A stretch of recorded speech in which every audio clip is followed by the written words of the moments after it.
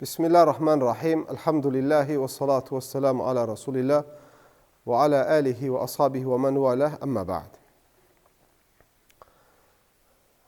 Bugün Ramazanın neçəsidir? 24'ü.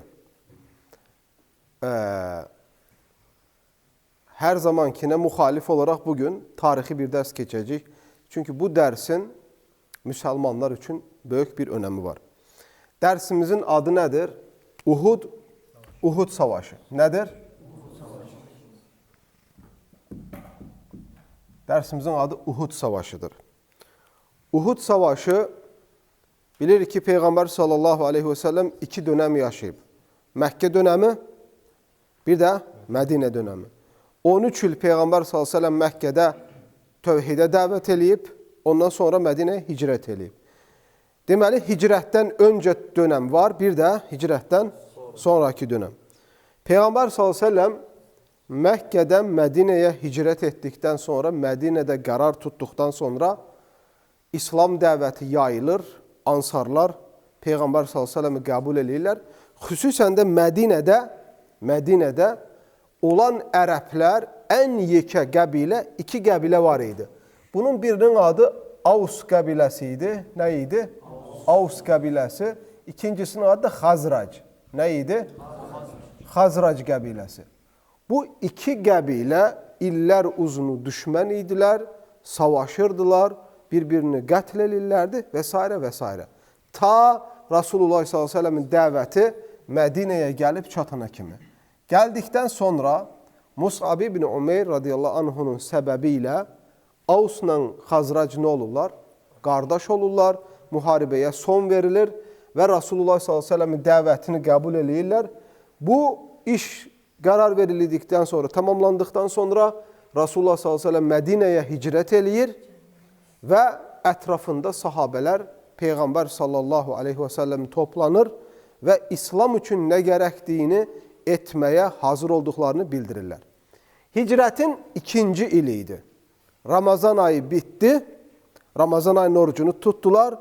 Şavvalın orucuna başlamışdılar ki, Şavvalın 7-sində bəlli oldu ki, Məkkə müşrikləri Mədinəyə hücum eləmək istəyirlər. Nə üçün? Niyə? Hicrətin ikinci ili Şavvalın 7-si. Çünki Uhud döyüşündən öncə nə döyüşü baş vermişdi? Bədir döyüşü. Neçənci ili idi? Hicrətin ayın ikinci ili idi. Bədir döyüşündə kim qalib gəlmişdi? Müsəlmanlar. Və Bədir deyilən bölgədə Məkkə müşriklərini talan eləmişdilər. Məkkə müşriklərinə bu böyük bir dərs olmuşdu. İntiqam almaq istəyirlərdi. Və nə etdilər? Yəmənə, Taifə, bütün Ərəbistan yarımadasında olan tanıdıqları qəbilələrin hamısından kömək, dəstək, pul, at, dəvə, silah nə bacardılar, topladılar. Böyük bir orduyla o zamanın şərtlərinə görə hazırlaşırlar. Peyğəmbər s.ə.v və sahabələrindən intiqam almaq üçün yola düşürlər. Və Şavvalın 7-sində hicrətin ikinci ili gerçəkləşir Uhud Savaşı. Nə qədər? Uhud Savaşı. Peyğəmbər sallallahu aleyhi və səlləm eşidəndə ki, Məkkə müşrikləri, Qureyş gəlir savaş üçün, Mədinədə sahabələrini toplayır. Sahabələr Mədinədə 3 qismə bölünürlərdi. Yəni 3 qrupa deyəlim. Yəni o qrupa demirəm ha. Yəni bilək sadəcə. Üçüncüsü hansılar idi? Muhacirlər. Kimlər? Muhacirlər. Peyğəmbər s.ə.v Avs qəbiləsini toplayır, Xazrac qəbiləsini toplayır. Bunların ikisi də ansarlardır, Mədinə əhlidir. Bir də kimləri? Muhacirləri. Məkkədən iman eləyib Mədinəyə İslamı yaşamaq üçün gələnləri. İstişarə eləyir ki, Məkkə müşrikləri Mədinəyə savaşa gəlirlər, biz bu savaşı harada gerçəkləşdirək? Peyğəmbər s.ə.v-in özünün istəyi bu savaş harada olsun? Mədinənin içində olsun bu savaş. Niyə?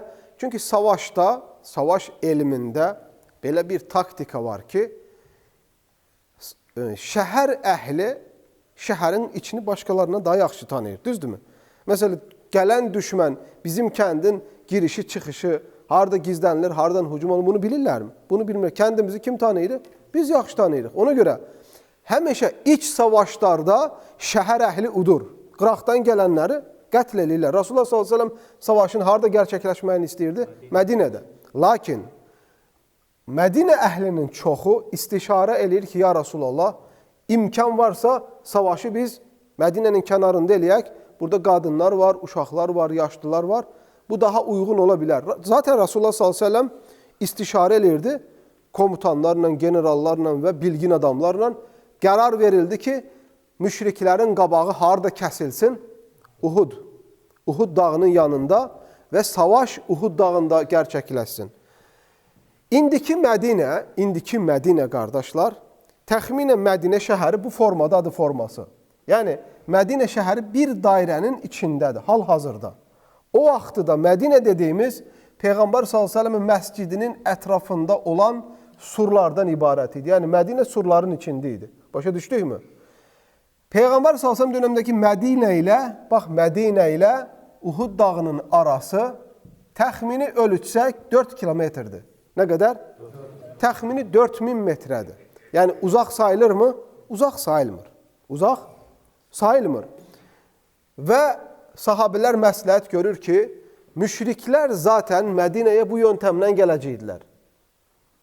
Başa düşdükmü? Mədinənin qərb tərəfindən gələcəkdilər. Qərbindən gələcəkdilər. Sahabələr dedilər ki, ya Rasulullah, biz onların önünü Uhud dağının yanında kəsək. Rasulullah s.ə.v qərar verdi, birləşdilər, hazırlandılar və Uhud dağının yanında Qureyşin ordusunu, Məkkə müşriklərin ordusunu qarşılamağa, orada savaşın meydana gəlməsinə qərar verildi. Peyğəmbər s.ə.v deyəndə ki, belə bir hadisə var, kim savaşa hazırdır gəlsin. 1000 nəfər Mədinədə əli silah tuta bilən, döyüşə bilən mücahid var idi. 1000 nəfər döyüşə bilən, Rasulullah s.ə.v yanında ola bilən adam var idi. Peyğəmbər s.ə.v bu rəqəmi görəndə ki, o zamanki Mədinənin şərtləri ilə 1000 nəfər uyğun bir rəqəm idi. Amma Rasulullah s.ə.v də təxmini bilir ki, müşriklərin ordusu nə qədərdir. Yəni, zaten İslam tarixində həmişə müsəlmanların sayı nə olub? Həmişə az olub. Biz nə zaman çox ordularla, heç vaxt olmayıb çox ordularla. Məkkə müşrikləri, qardaşlar, 3000 dənə piyada ayaq üstə döyüşən əskər hazırlanmışdı. 3000 dənə piyada. 700 nəfər qalxanlı, dəmir paltarı, zirehli, ön səfdə döyüşə bilən xüsusi spetsnaz deyək, xüsusi özəl hərəkəti var idi. 200 dənə atları var idi. Nə qədər? 200 atla gəlmişdilər, 3000 də dəvə ilə. Nə qədər? 3000 də dəvə ilə. Yəni, düşünün, 3000 dəvə, 200 at, 700 özəl hərəkat, özəl ön səfdə döyüşən zirehli əskərlər, 3000 də ekstra olaraq döyüşənlər. Nəyin qarşılığında? 1000 nəfər Peyğəmbər s.ə.v ətrafında olan bu imkanları daşımayan əskərlərin qabağında. Peyğəmbər s.ə.v Şavvalın 7-si fəcr namazından sonra sahabələri toplayır, o tərəfə gedir. Və gedərkən Mədinə ilə Uhud dağının arasında, müsəlmanların arasında bir münafiq var idi. Əslində bu, Mədinədə Peyğəmbər s.ə.v yanında görünürdü, Peyğəmbər s.ə.v dəstəkləyirdi. Mədinədə başçı olmaq istəyirdi. Avs və Xazrac qəbiləsinin başına keçmək idi. Onun adı da Abdullah ibn Ubey ibn Səlul. Allah ona ləhnət eləsin. Bu adam yarı yola çatdıqda savaş meydanına Peyğəmbər s.ə.v sahabələrinə başlayır şübhələr atmağa. Vəsvəsələr atır, hara gedirsiniz? Hamınız məhv olacaqsınız. Siz gəri qayıdın ki, zaten bu gedənlər dedi, hamısı öləcəklər, bunların axırıncı günüdür. Məhəmməd Peyğəmbər s.ə.v də öləcək, sahabələr də öləcək. Bugün qaçış yoxdur. Siz qayıdın ki, gəlib sonra Məkkə müşriklər sizin arvad uşağınıza əl qoymasınlar. Kim sizdən qayıtsa o salamat qalacaq, özünüzə yazığınız gəlsin. Şübhələr verir, 300 nəfər Peyğəmbər s.ə.v yarı yolda ortadan ayrılır. 300 nəfər geri qayıdır. Nə qədər adam qalır? 700 nəfər qalır. Və bu 700 nəfər, sən təsəvvür elə, müşriklərin ordusunda olan zirehli 700 əskər kimi zirehli deyirlər. Hətta bəzi sahabələr sadəcə özü gəlmişdi. Əlində silahı yox idi. Yəni, ehtiyat gəlmişdi ki, birdən nəsə olsa, oradan silahı mən götürüm. Hətta o 700 nəfər tam olaraq hazır zirehli paltarla, silahla gəlməmişlər. Amma fiziki olaraq orduydular. Buna baxmayaraq, Rasulullah s.ə.v geri dönürmü qardaşlar? Xeyr. Peyğəmbər s.ə.v buyurur, Məstəqbəltu min əmri, məstədbərtu anhu. Önəmli bir komutan sözü. Mən bir işə yönəldimsə, əsla geri çəkilmərəm. Karar verilmişdir. 300 nəfər gəlirlər müşriklərdən öncə. Müşriklər təxminən bu Uhud dağıdır qardaşlar. Uhud dağının uzunluğu 7 kilometrdir. Nə qədər? Enliliyi isə 3 kilometrdir. Nə qədər? 3 kilometrdir. Hündürlüyü isə 1077 metrədir. Müşriklər təxminən Uhud dağının gün batanında olarkən Peyğəmbər s.ə.v və sahabələri gəlirlər Uhud dağının yanında olan Oxçular dağı deyilir. Cəbəlur Rumat. Gəlirlər oraya. Çatanda Peyğəmbər s.ə.v-in savaşın bu istiqamətdə olmağını istəyir. Buradan bir qırmızı işarə çəkmişəm. Görürsünüz bunu? Əlini qoy belə, kinoda, sinemada oturmamışsınız. Düzgün, düzgün. Bu gördüyünüz qırmızı işarə əslində bir dərən, bir kanaldır. Bir dərədir. Buradan adətən su axırdı. Nə axırdı? Bax, su. Burada su var idi. Burada Uhud dağı var. Burada meydan var.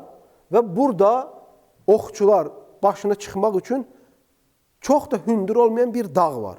Peyğəmbər s.ə.v bura gəldikdə bir taktik çizir. Sahabələrə deyir ki, baxın belə eləyəcək. Mən sizi böləcəm 4 qrupa. Savaş komutanı, generalı kimdir? Peyğəmbər sallallahu aleyhi və səlləm. Mən sizi böləcəm neçə qrupa? 4 qrupa. Birinci qrup olacaq muhacirlər. Muhacirlərin hamısını cəm eləyəcək. Başlarına komutan olaraq kimi qoyur muhacirlərin? Mus'ab İbni Ömeyr. Mus'ab İbni Ömeyr kimin komutan olur? Muhacirlərin başında. İkinci Avs qəbiləsini çağırır. Avs qəbiləsinin başına Useyd İbni Hudeyri qoyur. Kimi? Useyd İbni Hudeyri. Xazrac qəbiləsini çağırır. Başına Əl-Həbbəb İbnil Munziri qoyur. Kimi? Əl-Həbbəb İbnil Munzir. Bu üçünü yerləşdirir. Savaş yerinə, siz təsəvvür eləyin, savaş harada olacaq? Burada. Dərə ilə Oxçular dağının arasında. Burada yerləşir muhacirlər, burada yerləşir ansarlar, burada yetişir Avs, burada Xazrac, burada da kimlər? Muhacirlər. Avs, Xazrac və muhacirlər. Müşriklərin yolu isə buradan belə gələsidir və burada savaş olasıdır. Oxçular dağının üstünə isə Peyğəmbər s.ə.v 50 dənə oxçu mindirir. 50 dənə oxçu çıxardır ki, burada meydanda nə olursa olsun, siz bu dağdan aşağı meydana nə edəcəksiniz? Emməyəcəksiniz. Siz bizim arxamızı qoruyacaqsınız. Bu dağın bu tərəfindən kim gəlmək istəsə, buradan nə edəcəksiniz? Oxlayacaqsınız. Biz buradan çevrilib gəlib, arxamızdan hücum eləməyinə izin verməyəcəksiniz. Dağın başında olan sahabələrin başına da Abdullah İbni Cübeyr radiyallahu anhunu qoyur. Peyğəmbər s.ə.v. Abdullah İbni Cübeyr gözəl bir komutan idi. Savaş təcrübəsi var idi. Aydın oldu mu? Məkkə müşrikləri gəldilər, Uhud dağının yanına, suyun yanına çatanda gördülər ki, müsəlmanlar hazırdır. Nədirlər müsəlmanlar? Hazırdılar. Və müsəlmanların başında bütün ansarlar, muhacirlər, hamısının başında da kim var? Həmzə. Həmzə radiyallahu anhu var. Genel komutan kimdir? Həmzə radiyallahu anhu. Həmzə radiyallahu anhunu bilirsiniz qardaşlar. Sadəcə onun haqqında bir gün inşallah dərs keçəcəm. Həmzə radiyallahu anh kimliyi. Məkkə müşriklərini görəl görməz Həmzə radiyallahu anhu nə edir? Hücum verir. Danışmaq, söhbət eləmək, razılaşmaq yox. Çünki savaşda qardaşlar belə bir qayda var. Sən görsən ki, illa dava olasıdır, birinci sən vur. Görsən ki, savaşdan qaçınılmazdır, birinci udarı sən vuracaqsan. Həmzə radiyallahu anhu həmin taktik işlədir. Çatar-çatmaz həmən əmr verir, hücum. Hücum eləyirlər. Anındakən Məkkə müşriklərinin bayrağını kim daşıyırsa, anında öldürürlər. 22 nəfəri yerindəkən pərişanələr öldürürlər və nəyə uğradıqlarını şaşırırlar. Siz fikir verin, kim var Məkkə müşriklərinin ordusunun başında? Xalid ibn Valid. Kim var? Abu Sufyan. Kim var? İkrimə. Abu Sufyanın oğlu. Hamısı bunların savaşda əcdahalardır.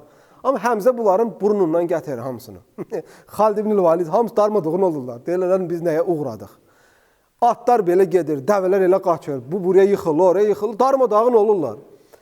Bunları püskürdəndə dağın başında olan oxçular elə bilirlər ki, savaş bitdi. Çünki müşriklərin kimisi belə qaçır, kimisi buraya qaçır, kimisi oraya qaçır, kimisini öldürürlər, kimisini əsir tuturlar və püskürdürlər.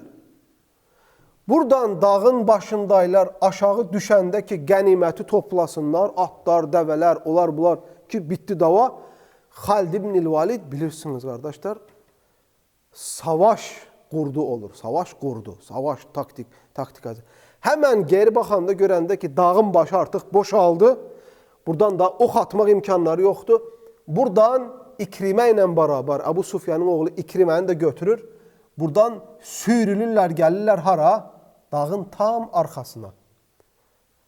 Müsəlmanlar burada qəniməti toplamağa başlayarkən arxadan bir hücum. Qaçan müşriklər bir də baxanda görür ki, Xalid ibn Valid arxadan hücum elədi. Onlar da yuxarıdan hücum eləməyə başlayır. Və müsəlmanlar indi bu dəfə nəyə uğradıqlarını şaşırırlar. Biz bunları qaçdıqlarını sanarkən təkrar bir də toparlanma oldu və burada o gözlənilməz hadisə baş verir. Nə olur qardaşlar?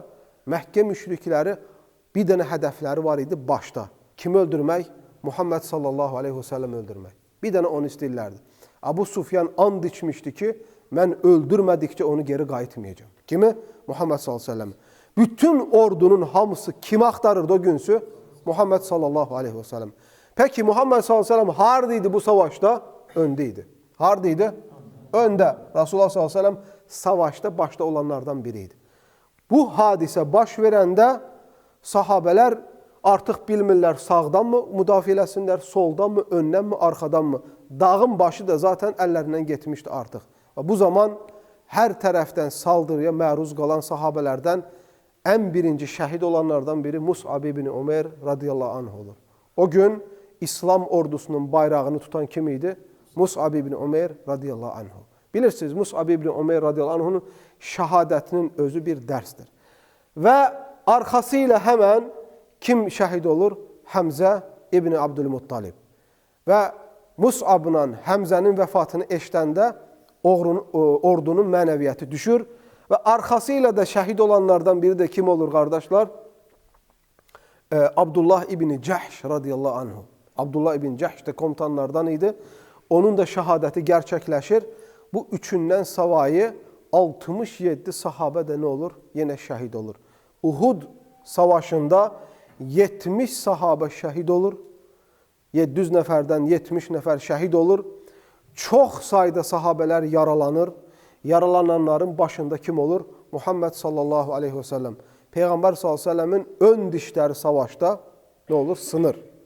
Peyğəmbər sallallahu aleyhi ve sellem üzünə ox batır, üzünə atılmış nizə girir. Peyğəmbər sallallahu aleyhi ve sellem hətta üzündən çıxarda bilmirlər. Onu çıxartmağa çalışarkən Abu Bakr radiyallahu anh dişləri də qırılır. Onu dişləri ilə çıxartmağa çalışırlar. Peyğəmbər sallallahu aleyhi ve sellem orada dağdan sürçür, yıxılır və bir tərəfi sıyırılır. Və bayağı orada ona baxmayaraq bütün sahabələr görəndə ki, artıq təhlükə artdı. Rasulullah sallallahu aleyhi ve sellem ətrafına yığılırlar və Peyğəmbər sallallahu aleyhi ve sellemi bu savaş bölgəsindən sağ salim Mədinəyə doğru çıxartmağa başarırlar. Oradakı mənzərəni görəndə Allahın bir hikməti var ki, Məkkə müşrikləri müsəlmanların arxasına düşüb takib eləmir. Savaşın bitdiyini, qazandıqlarını düşünürlər və başları da əslində qarışır. Allah Teala bunları çaşdırır, yığılıb toplanırlar, Məkkəyə nə edirlər? Geri gedirlər. Sonra müsəlmanlar biraz çəkildikdən sonra Peyğəmbər s.ə.v deyir, sahabələrə baxın, görün kimlər yoxdur. Tabii ki, aralarında baxırlar, kimlərin olmadığını öz aralarında danışırlar. Sonra müşriklər uzaqlaşdıqdan sonra təkrar sahabələr haraya gəlir? Döyüş bölgəsinə. Bəzi yaralı müsəlmanları və şəhid olmuş müsəlmanları toplayırlar və Peyğəmbər s.ə.v çox üzgün olur, çox həm də qəzəbli olur, çox kədərli olur. Çünki burada Rasulullah s.ə.v əmrinə qarşı çıxılmışdı. Əgər dağın başındakı oxçular aşağı enməsəydi, müsəlmanlar bu qəflətə düşməzdi. Rasulullah s.ə.v-in burada sözü tapdalandığı üçün, sözünə qulaq asılmadığı üçün müsəlmanlar bu böyük məğlubiyyət deməməyi tərcih edirəm. Bu böyük zərəli nə edirlər müsəlmanlar görürlər. Və gəlirlər maalesef Mus'ab ibn Umeyr radiyallahu anh şəhid olduğunu görürlər, Həmzə radiyallahu anh şəhid olduğunu görürlər, Abdullah ibn Cəhşin şəhid olduğunu görürlər və başqa 70 dənə şəhid olur. Rasulullah s.ə.v bunların Mədinəyə daşınmağını məsləhət görmür. Həmən Cəbəl-ül Rumat, Oxçular dağının günəş gün batanında, məğribində, orada Mədinəyə gedəndə görürsünüz, təxminən bu istiqamətində Peyğəmbər sallallahu aleyhi və səlləm burada şəhid olan sahabələri buraya dəfn eləməklərini tövsiyə edir. 70 dənə sahabə bu qəbir sanlığa dəfn olunur. Yaralılar Mədinəyə daşınır. Peyğəmbər sallallahu aleyhi və səlləm az bir müddət nəfəs aldıqdan sonra təkrar orduyu toplayır, müşriklərin arxası ilə savaşı davam etdirməyə gedir. Bunu başqa vaxt keçəcək. Lakin burada bilməmiz gereken şeyler var qardaşlar. Birincisi, bu olaydan çıxardılan dərs odur ki, əgər bir toplum başçılarına itaat etməzsə, uduzmağa məhkumdular. 2. Savaş hər zaman sabitliyi istəyir, bir də səbir istəyir. Tələsməməlisən. 3-cü dərs odur ki, heç bir zaman müvəqqəti qələbəyə sevinib qürurlanmamalısan. Çünki ibrət hər zaman sonuçdadır. Müvəqqəti bir üstünlük oldusa, müvəqqəti bir qələbə oldusa, bunu mütləq qələbə sanaraq rahatlamamalısan. Mütləq qələbə ən sonunda. Ona görə bundan da daha çox dərslər çıxartmaq olar.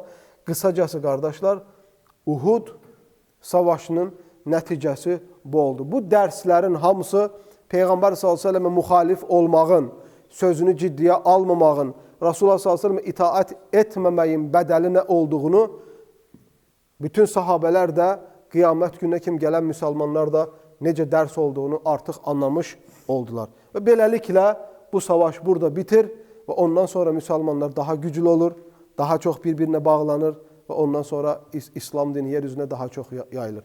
Allah Azze və Cəllə bizləri Peyğəmbər s.ə.və Həmzə ilə, Mus'ab ibn Umeyr ilə, Abdullah ibn Cəhş ilə həşr eyləsin. Və sallallahu və səlləm və bərik alə nəbinə Muhammed.